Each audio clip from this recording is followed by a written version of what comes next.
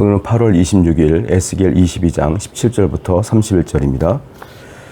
여호와의 말씀이 내게 임하여 이르시되 인자야 이스라엘 족속이 내게 찌꺼기가 되었나니 곧 풀무불 가운데 있는 놋이나 주석이나 쇠나 나비며 은의 찌꺼기로다. 하나님은 이스라엘을 풀무불 가운데 있는 찌꺼기로 표현해요. 찌꺼기, 어떤 찌꺼기냐면 은, 쇠, 납, 주석 이런 것들을 풀불에 놓고 녹이지 않습니까? 그때 남아있는 찌꺼기들을 이스라엘이라고 표현해요. 자, 이거는 참으로 이스라엘의 입장에서 볼 때는 좋지 않은 하나님의 비유이죠. 왜냐하면은 여러분 찌꺼기는 쓰레기입니다. 한마디로 말하면. 하나님이 보실 때 찌꺼기로 보는 거예요, 이스라엘을. 왜? 죄를 넘어지니까 우상숭배에 빠져 있으니까 하나님이 그들을 찌꺼기 취급하는 거예요. 여러분 뭐든지 순수한 게 좋은 거예요. 순수한 거. 순수한 거. 예를 들자면 금도요 24K 순금이 가치가 있지 14K 정도 되면 일상생활에서 쓰는 금이죠. 순금은 가치가 훨씬 높죠. 은도 마찬가지예요. 모든 보석은요 순수해야 돼요. 그 안에 불순물이 들어가 있으면 가치가 떨어져요. 하나님께서 말씀하시는 건 그거예요. 너희들은 불순물이다. 한마디로 순수하지가 못하다. 정말로 100% 하나님이 원하시는 백성의 형태가 아니다라는 거예요. 여러분 성도에게 중요한 건 뭡니까? 순결함입니다. 순결함. 하나님만 섬기는 순결함이 우리에게 필요하다. 그 순결함이 없다면 하나님께서 보실 때 우리를 뭐라고 말하나요? 찌꺼기라고 말한다. 여러분 하나님만 섬깁니까? 하나님만 사랑하십니까? 하나님을 사랑하시고 하나님만 바라보시고 하나님만 예배하시는 순결한 하나님의 백성 되기를 축원드립니다. 20절이에요. 사람이 은이나 놋이나 쇠나 납이나 주석이나 모아서 풀무불 속에 넣고 불을 붙여 녹이는 것 같이 내가 노여움과 분으로 너희를 모아 거기에 두고 녹이리라. 내가 너희를 모으고 내 분노의 불을 너희에게 불면 너희가 그 가운데서 녹되 은이 풀무불 가운데에서 녹는 것 같이 너희가 그 가운데서 녹으리니 나 여호와가 분노를 너희 위에 쏟은 줄을 너희가 알리라. 하나님은 또 이렇게 말씀하세요. 은이나 놋이나 쇠나 납이나 주석이나 모아서 풀무불 속에 넣고 불을 붙여 녹이지 않느냐 이거예요. 하나님께서는 그렇게 하겠다는 거예요. 너희들을 내가 풀무불에서 녹이겠다 이거예요. 풀무불이 뭡니까? 예, 이 금이나 은이나 쇠 같은 걸 녹이죠. 녹이면 불순물은 타버리고요. 그리고 은은, 금은 녹는다고 하죠. 그래서 순금을 우리가 만들어내는 거예요. 불순물은 타버려요. 그러니까 한마디로 이게 무슨 말이냐면 정제 작업을 하겠다 이거예요. 너에게 불순물이 자꾸 껴있으니까 내가 풀무불이라고 하는 고난을 통하여 징계를 통하여 심판을 통하여 너희들의 불순물을 다 태워버리겠다 이거예요. 그러면 우리에게 만약에 그렇게 풀무불 같은 징계가 오면 우리는 고통스럽겠죠. 그러나 그것은 정죄 과정이라 이거예요. 우리가 순수하게 순결하게 하나님만 바라볼 수 있는 성도로 만들어가는 하나님의 은혜라 이거예요. 여러분 그렇습니다. 하나님은 하나님의 백성을 너무 사랑하기 때문에 죄인된 모습으로 사랑할 수가 없어요. 우리 죄의 문제가 해결되어야 되는 거예요. 그래서 때로는 하나님께서 풀무불 같은 고난을 주실 때도 있어요.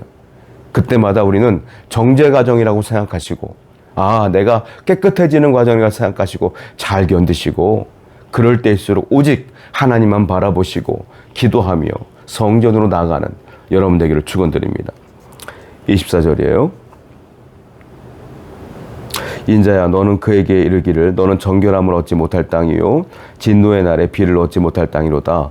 그 가운데 선지자들의 반역함이 우는 사자가 음식물을 움킴 같았도다. 그들이 사람의 영혼을 삼켰으며 재산과 보물을 탈취하며 과부를 그 가운데 많게 하였으며. 여기 보면 예루살렘을 죄가 넘쳐나고 있는 그 예루살렘을 향하여 저주하시는데 예루살렘을 뭐라고 표현하냐면 진노의 날에 비를 얻지 못할 땅이라 이렇게 표현해요. 비가 없는 땅, 비가 없는 땅이라 라고 얘기하고 있어요. 자, 왜 그러냐면 죄가 넘치다 보니까 이스라엘은 영적으로, 도덕적으로 가뭄 상태인 거예요. 정말로 완전히 빈곤한 상태인 거예요. 영적인 것도 하나도 없고 도덕적인 것도 하나도 없고 뭐만 있어요? 죄만 있어. 지도자들이 전부 다 뭐예요? 탐욕스럽고 남의 생명을 함부로 빼앗는 일들이 벌어진다. 자, 죄가 넘치니까 예루살렘에 난 그 땅이, 비옥했던 그 땅이 비가 없는 땅으로 됐더니 도덕적으로 영적으로 타락했게 되고, 그리고 지도자들은 백성들을 움켜쥐고 목숨을 빼앗게 된다. 무슨 말이에요? 우리가 죄가 많으면 지도자들을, 악한 지도자들을 하나님이 세우신다. 지도자들이 선하냐 악하냐를 따라 우리는 정신을 차려야 돼요. 아, 이 나라와 이 백성이 하나님께 죄를 지어서 저런 지도자가 세워졌구나. 이 나라와 이 백성이 온전히 살기 때문에 다윗과 같은 왕을 세우셨구나. 깨달아야 돼요. 하나님께서는 지금 이스라엘에게 그렇게 말씀하시고 계시는 거예요. 지도자들도 타락했어요. 탐욕스러워요. 백성들을 억압해요. 이 문제가 지도자들 뿐만이 아니라 모든 백성에게로 다 전파되어 있는 거예요. 전염되어 있는 거예요. 죄가 넘치니까 이런 일이 벌어졌다는 거예요. 26절부터 볼게요.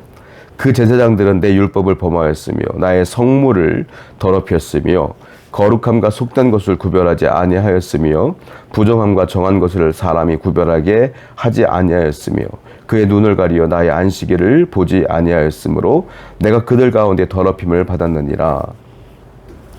그 가운데 고관들은 음식물을 삼키는 일이 같아서 불의한 이익을 얻으려고 피를 흘려 영혼을 멸하거늘 그 선지자들이 그들을 위하여 회를 치라고 스스로 허탄한 이상을 보며 거짓 복수를 행하며 여호와가 말하지 아니하였어도 주 여호와께서 이같이 말씀하셨느라 하였으며, 여기 보면 특별히 그 지도자들 가운데 영적인 지도자들에 대한 얘기가 나와요. 그들도 타락한 겁니다.